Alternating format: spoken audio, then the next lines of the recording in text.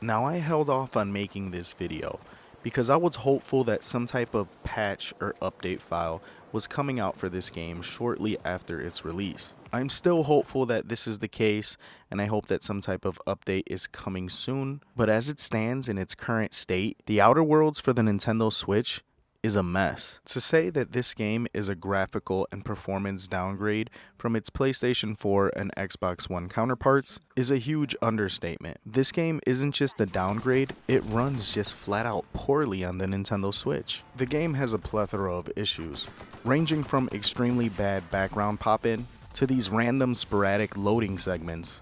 Navigating the environments of the Outer Worlds is just not an enjoyable experience on this console. It's one thing to have background objects such as buildings or maybe plant life pop in from a distance, but when you start having enemies drop in, that's when things start to get a little muddled. It happened on numerous occasions where I thought there was one or two enemies that would be easy for me to approach and engage in, only to find out that as I got closer, 5 more enemies would just pop up out of nowhere, leaving me outnumbered, outgunned, and just in a very bad situation that could have been avoided had I seen the enemies beforehand.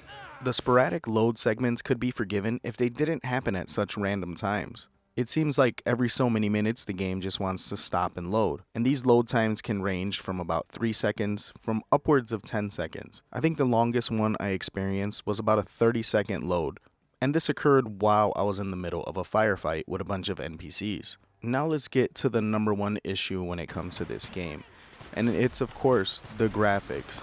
I by no means was expecting this game to look as good as it did on the PlayStation 4 or Xbox One, but man, it looks practically atrocious on the Nintendo Switch.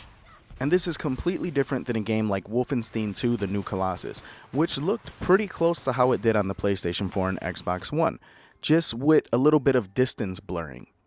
The best way to describe that game is if I was playing it with my glasses off. Everything in the distance was blurry, whereas everything up close looked really good.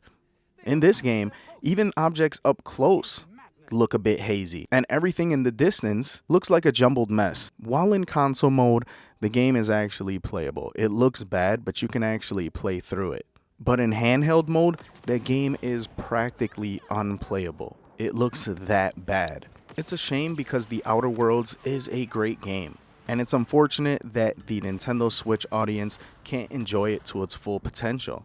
I'm still extremely hopeful that a patch is on the way that will fix up some of these issues, but in its current state, I cannot recommend that anyone buy The Outer Worlds for the Nintendo Switch. It is just not a good gaming experience.